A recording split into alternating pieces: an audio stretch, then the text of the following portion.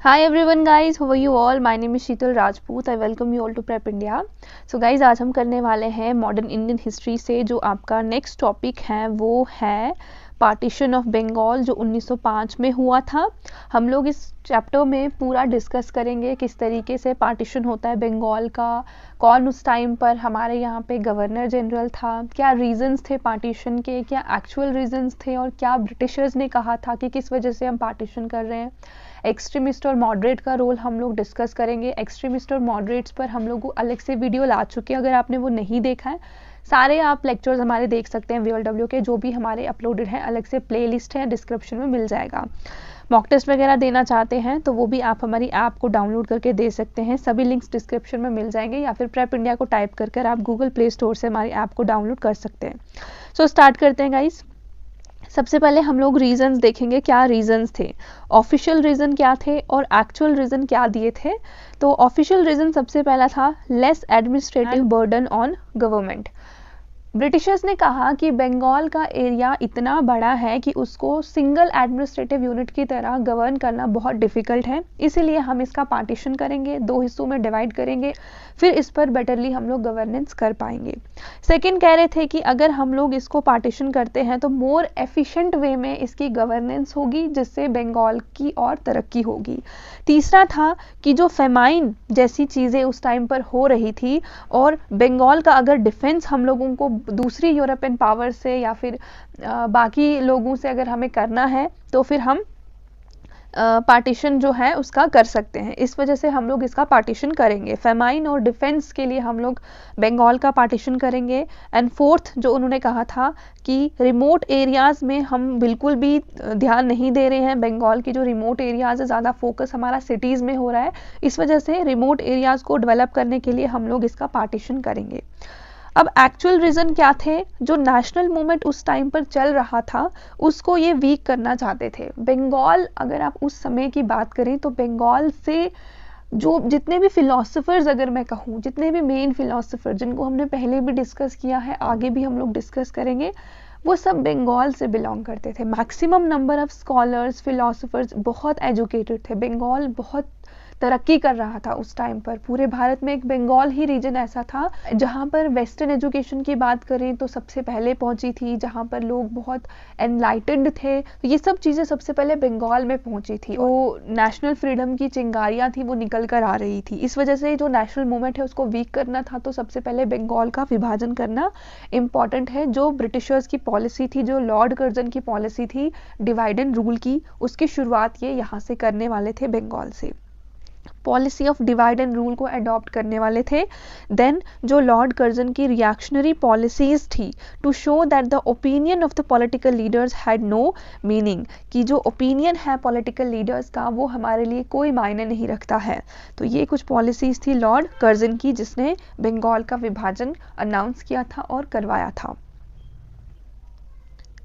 अब पार्टीशन के बंगाल कौन कौन से नए प्रोविंस बनने थे उसको भी हम लोग देखते हैं। पार्टीशन हुआ था दो हिस्सों में, एक था वेस्टर्न प्रोविंस आज का वेस्ट बंगाल, और एक था ईस्टर्न प्रोविंस जो है आज का बांग्लादेश, राइट।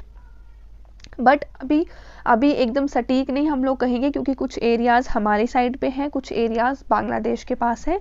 जैसे कि उस टाइम के अगर हम वेस्टर्न प्रोविंस की बात करें तो वेस्ट बंगाल, बिहार, उड़ीसा, ये हिंदू मेजॉरिटी एरियाज थे और यहाँ पे हिंदी और ओडिया स्पीकिंग मेजॉरिटी लोग रहते थे। कहाँ पर? वेस्टर्न प्रोविंस में। ईस्टर्न प्रोविंस की बात करें तो ईस्ट बंगाल, असम, त्रिपुरा, चिट्टागोंग, ढाका, राजशाही और मालदा, ये ईस्टर्न प्रोविंस में उस टाइम पर इंक्लूडेड थे। वहीं अगर मैं असम, त्रिपुरा की बात करूं तो ये वाली जगहें हमारी साइड पर हैं अभी के टाइम पर। और ये जो ईस्टर्न प्रोविंस था ये मुस्लिम मेजॉरिटी था और यहाँ पे बंगाली ज़्यादातर लोग बोलते थे। अब आप देख सकते हैं रिलीजन के बेसिस पर डिवाइड करने की कोशिश यहाँ पर हुई थी। हिंदू मेजॉरिटी को अलग किया गया था, मुस्लिम मेजॉरिटी को अलग किया गया था, सो दैट मेजॉरिटी जो लोग हैं, हिंदू मेजॉरिटी, मुस्लिम मेजॉरिटी जो लोग हैं, हिंदू और मुस्लिम के बीच में फूट डालने की कोशिश हो रही थी, सो दैट इस तरीके से वो लोग नेशनल मूवमेंट को वीक कर पाएंगे। Partition of Bengal. Partition of Muslim majority in East Bengal and Assam strengthened the Muslim aspirations for a separate region.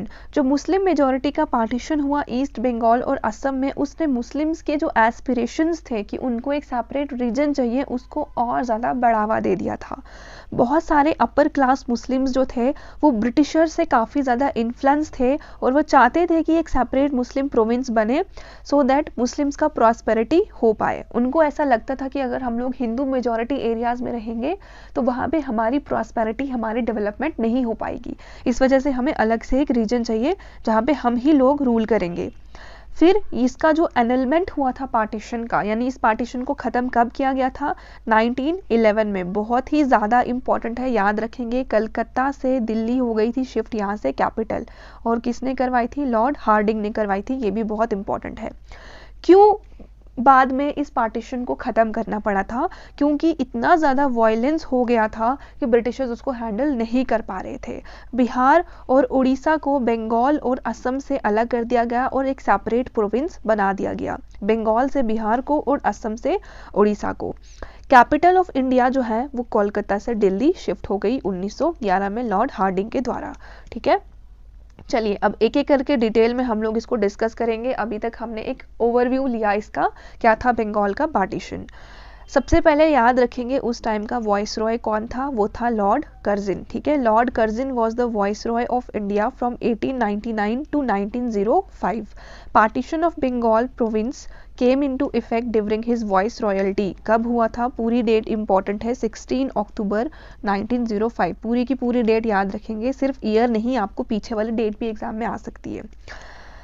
अब बैकग्राउंड और पार्टीशन देखते हैं हम लोग। देखिए, सिंस 1765 जब बैटल ऑफ बक्सर हुई थी, प्रोविंस ऑफ बंगाल, जिसमें आज का वेस्ट बंगाल, बिहार, उड़ीसा, बांग्लादेश और असम के एरिया आते थे, ये सभी एरिया ब्रिटिशर्स के कंट्रोल में चले गए थे बैटल ऑफ बक्सर के दौरान। ये बहुत ही बड़ा एरिया था और पॉपुलेशन ऑलमोस्ट 80 मिलियन हो चुकी थी by the first few years of 20th century. और उस टाइम पे कैपिटल जो थी ब्रिटिश इंडिया की वो कलकत्ता थी। बहुत सारी डिफ़िकल्टीज फेस करनी पड़ रही थी इतने बड़े लार्ज एरिया को एडमिनिस्टर करने के लिए। Eastern part specially rural areas तो टोटली नेग्लेक्ट हो रहे थे। ये जो रीजन था यहाँ पर इंडस्ट्री लैकनेस था, एजुकेशन प्रॉपर नहीं थी, एम्प्लॉयमेंट नहीं थी। ज़्यादातर इंडस्ट्रीज़ कहाँ पर सेटअप थी? कलकत्ता में, मेन सिटी में। एडमिनिस्ट्रेटिव ईज़ के लिए पार्टीशन को अनाउंस किया गया इस प्रोविंस में। 1874 में असम को बंगाल से अलग किया गया और इसको एक चीफ कमिश्नर के अंदर रखा गया, यानी कि असम का अब जो हेड होगा वो चीफ कमिश्नर होगा। इनिशियली लॉर्ड कर्जिन ने प्रपोज किया प्रोविंस का पार्टीशन एडमिनिस्ट्रेटिव मीन्स के लिए ही, मतलब शुरुआत में एडमिनिस्ट्रेटिव पर्पज से ही इसका पार्टीशन होने वाला था। लेकिन 1904 में इसने ईस्टर्न बंगाल का एक टूर किया। Idea of using the Bengal partition as a political tool to undermine the growing nationalism in Bengal and other parts of India occurred later. Bengal में जब ये गया, इसने एक पूरा टूर किया ईस्टर्न बंगाल का, तो जो ये आइडिया था कि बंगाल का पार्टीशन हम लोग एक पॉलिटिकल टूल की तरह करेंगे सो दैट हम लोग जो ग्रोइंग नेशनलिज्म है बंगाल में, जो बढ़ता हुआ नेशनलिज्म है, उसको रोक पाएँ। ये आइडिया काफ़ी लेट इसको मिला था लॉर्ड कर्जिन को। कर्जिन के अकॉर्डिंग पार्टीशन के बाद जो दो प्रोविंसेस होंगे वो होंगे बंगाल और ईस्टर्न बंगाल और Assam. Bengal would also lose 5 Hindi-speaking states to the central provinces. Partition के बाद जो बंगाल में 5 हिंदी स्पीकिंग स्टेट्स थी वो भी सेंट्रल प्रोविंस के पास चली जाएंगी और इसको क्या मिलेगा? Odia speaking state from the central province. Central province से बंगाल को ओडिया स्पीकिंग स्टेट मिलेगा और 5 हिंदी स्पीकिंग स्टेट बंगाल की चले जाएंगी सेंट्रल प्रोविंस के पास। ईस्टर्न बंगाल के पास क्या होगा? त्रिपुरा, चिट्टागोंग, राजशाही और ढाका डिवीजन्स, और उसकी कैपिटल होगी ढाका, जो आज भी बांग्लादेश की आपको कैपिटल देखने को मिलेगी। बंगाल हिंदू मेजॉरिटी था और ईस्टर्न बंगाल और असम मुस्लिम मेजॉरिटी था और इसकी कैपिटल होगी कलकत्ता। किसकी? बंगाल की, जो आज का हमारा वेस्ट बंगाल है। रिएक्शन क्या रहा इस पार्टीशन ऑफ बंगाल को लेकर? There was widespread political unrest in the province after Curzon announce the partition. जैसे ही लॉर्ड कर्जन ने 1905 16 अक्टूबर 1905 में पार्टीशन के कहा कि हम लोग इस डेट को पार्टीशन करने वाले हैं, इस चीज़ ने काफ़ी ज़्यादा पॉलिटिकल अनरेस्ट क्रिएट कर दिया पूरे प्रोविंस में। बहुत सारे लोग बंगाल में इस पार्टीशन को एक इंसल्ट मानने लगे अपनी मातृभूमि के लिए, और बहुत सारे लोग बंगाल में यूनिटी के लिए चिल्लाने लगे। रविंद्रनाथ टैगोर ने एक फेमस सॉन्ग को इसी दौरान कंपोज किया जिसका नाम था अमर सोनार बांग्ला, जो आज का नेशनल एंथम है बांग्लादेश का। इंडियन नेशनल कांग्रेस ने प्रोटेस्ट किया इस मूव को लेकर और कहा कि आप लोग प्रोविंस को कम्युनल लाइंस पर यानी कि रिलीजियस बेसिस पर डिवाइड करने की कोशिश कर रहे हैं। ज़्यादातर बंगालीज जो वेस्टर्न पार्ट में थे उन्होंने प्रोटेस्ट किया इस स्टेप को लेकर, क्योंकि इस वजह से वो लोग लिंग्विस्टिक माइनॉरिटी रह जाएंगे अपने ही प्रोविंस में।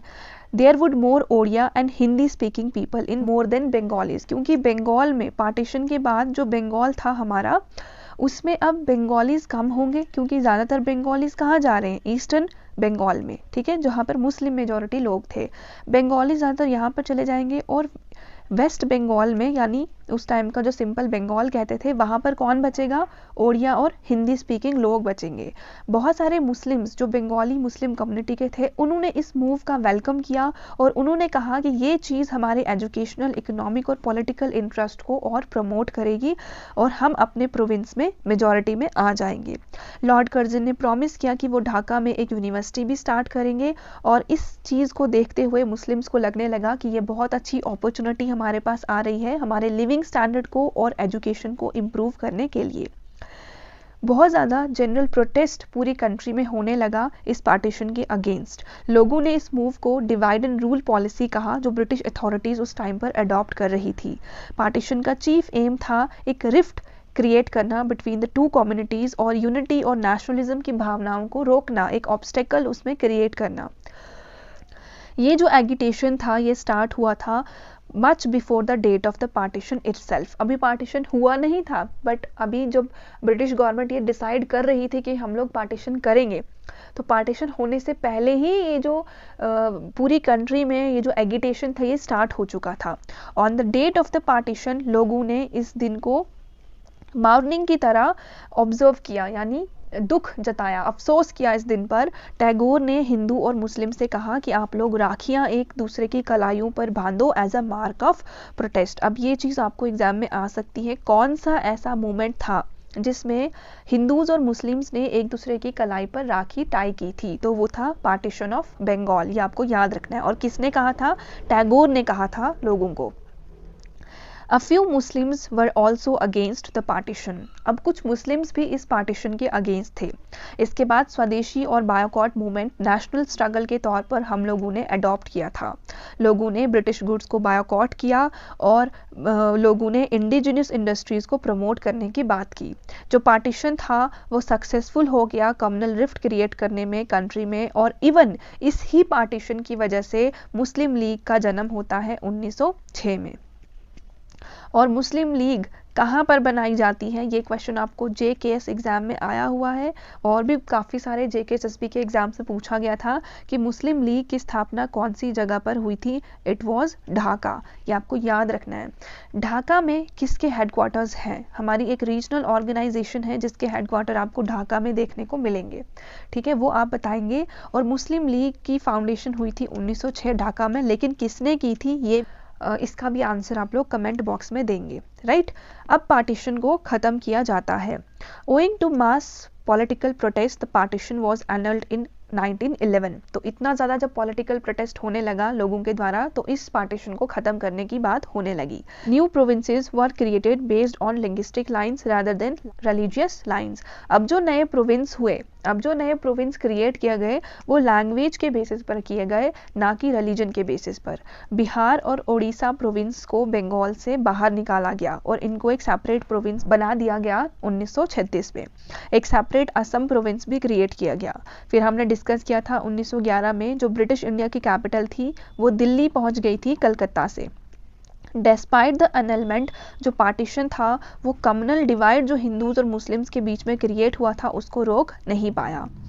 तो गाइज़, पार्टीशन ऑफ बंगाल के बारे में जितना भी चीज़ें हमने डिस्कस की हैं ये बहुत इंपॉर्टेंट थी। इससे पहले के लेक्चर्स अगर आपने नहीं देखे हैं तो वो आप देख सकते हैं, और इसके बाद के लेक्चर्स अगर आप देखना चाहते हैं तो चैनल को सब्सक्राइब कर देना, hit the bell icon also, like the video and comment box में बताना कि आपको आने वाले लेक्चर्स भी चाहिए या नहीं, क्योंकि बहुत कम सपोर्ट मिल रहा है इन वीडियोस को। इस वजह से मैं वीडियो डेली बेसिस पे अपलोड नहीं कर रही हूँ, क्योंकि जिस चीज़ की ज़रूरत आपको है मैं वही चीज़ यहाँ से प्रोवाइड करने की कोशिश करूँगी। अगर आपको इन लेक्चर्स की ज़रूरत नहीं है, क्योंकि व्यूज़ बहुत कम है, तो मुझे तो यही लगेगा कि आप लोगों को ये लेक्चर्स नहीं चाहिए, इस वजह से मैं इस पर इतना फोकस नहीं कर रही हूँ। जो चीज़ आपको चाहिए होगी हम लोग वो प्रोवाइड करते हैं, रादर देन कि हम लोग क्या आपको देना चाहते हैं, राइट। तो अगर आपको वीडियो अच्छा लगता है आप सेशन को अपने फ्रेंड्स के साथ शेयर कर सकते हैं, वीडियो को लाइक करके भी आप हमें बता सकते हैं कि that you like the session और आप चाहते हैं कि और भी वीडियोज़ ऐसे आएँ। साथ में कमेंट बॉक्स में भी आप लोग हमें बता सकते हैं आपके क्या व्यूज़ हैं इन वीडियोज़ को लेकर, ठीक है। तो अगर आप हमारा जीएस फुल कोर्स लेना चाहते हैं तो आप लोग ले सकते हैं, इसमें आपको वीडियो लेक्चर्स और पीडीएफ मिल जाएंगे। फुल जीएस कोर्स है इंडियन हिस्ट्री, जिसमें एंशियंट, मेडिवल, मॉडर्न हिस्ट्री होगा, इंडियन पॉलिटी होगा, Indian geography, world geography, economics, environment, ecology, biodiversity और जनरल साइंस के टॉपिक्स को हमने इसमें डिस्कस किया है। वीएलडब्ल्यू या फाइनेंस अकाउंट असिस्टेंट के अगर आप मॉक टेस्ट चाहते हैं तो हमारी ऐप को डाउनलोड करके मॉक टेस्ट अटेम्प्ट कर सकते हैं। साथ ही मैं आपको बता दूं वीएलडब्ल्यू का सेकेंड मॉक टेस्ट जो है, full length second mock test, अभी 24 आवर्स के लिए आपको फ्री ऑफ कॉस्ट आप इसको अटेम्प्ट कर सकते हैं और अपने स्कोर को चेक कर सकते हैं हमारी ऐप को डाउनलोड करके। लिंक्स आपको डिस्क्रिप्शन में मिल जाएंगे। Thank you and God bless you all.